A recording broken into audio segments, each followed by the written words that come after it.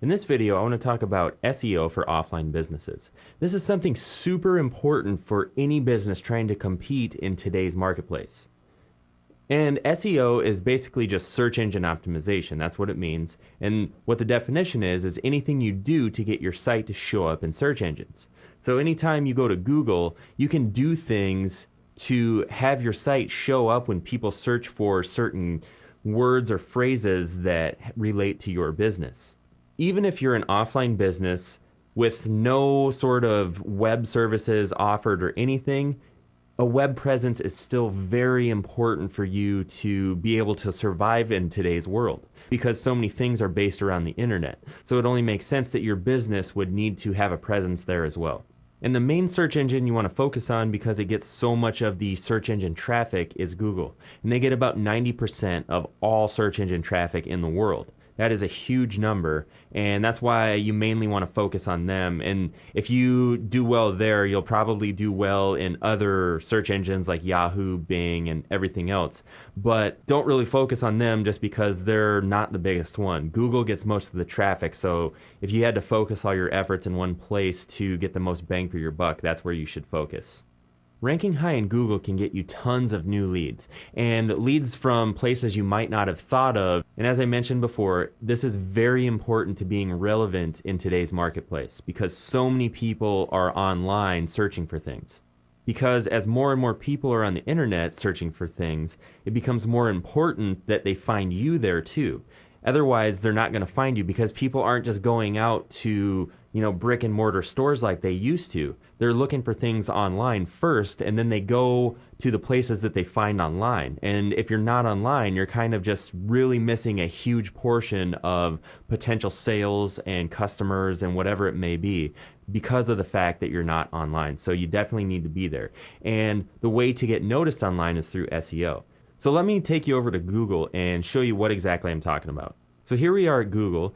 So if you typed in something like hardware store, basically this is what comes up. And everything in the yellow on the top and over here on the right-hand side are paid ads. And that's something you can definitely look into if you want to take your SEO and online marketing efforts to the next level. But what we're talking about are all of these results right here. These are all organic search results. So that means they show up there by themselves just by what's on their website.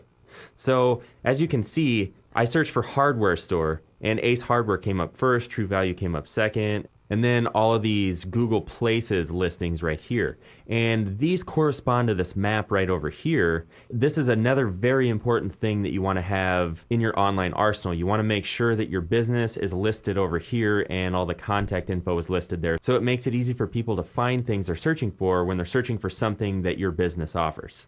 So the object is always obviously to rank as high as you can in the search engines, but a lot of times it can be hard and it can seem pretty daunting. But I'm just going to show you a few simple tips that you can use in order to at least have a fighting chance.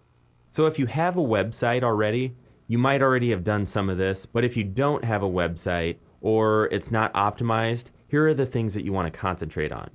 Number one is keywords. And keywords are words that you pick that have to do with your business.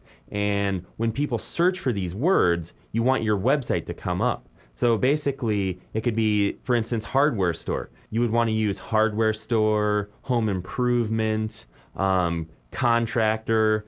You just want to get into the mind of your customer and think, okay, if they were sitting down at the computer, what would they search to find my business? And then a lot of times you can come up with really good keywords that way. So for instance, if you were looking for a plumber, you could maybe use keywords like plumbing leak, leaky pipes, clogged toilet, just things that have to do with what that business does. And then you would use those keywords in order to optimize your website. And once you have those keywords, you would use those in the on-page SEO efforts. And that's anything that you do on the web page itself to get it to rank in Google.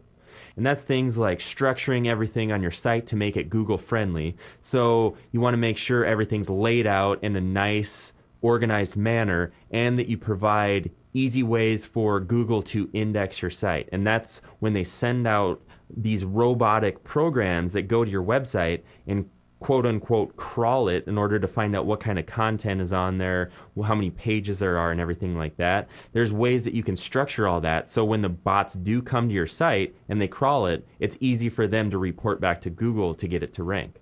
The next thing you want to pay attention to is content. And what kind of content does your site have on it? Is it relevant to the keywords that you're using? Let's use the plumber example again. Say for instance I had a website, but all the content on there was about home improvement and there was hardly anything on there about plumbing or a clogged toilet or whatever the keywords I mentioned before were. Basically, that wouldn't be relevant to the keywords I was going for, and I would either need to choose new keywords or start structuring the content geared towards those keywords and having to do with clogged toilets, leaky pipes, or plumbing repair, whatever it may be. You just want to use those keywords in the content that you have on your site. So when the bots see the content you have there, they'll be like, oh, well, the keywords that he's trying to rank for and that are in his site match and are relevant to each other. So this is a good site.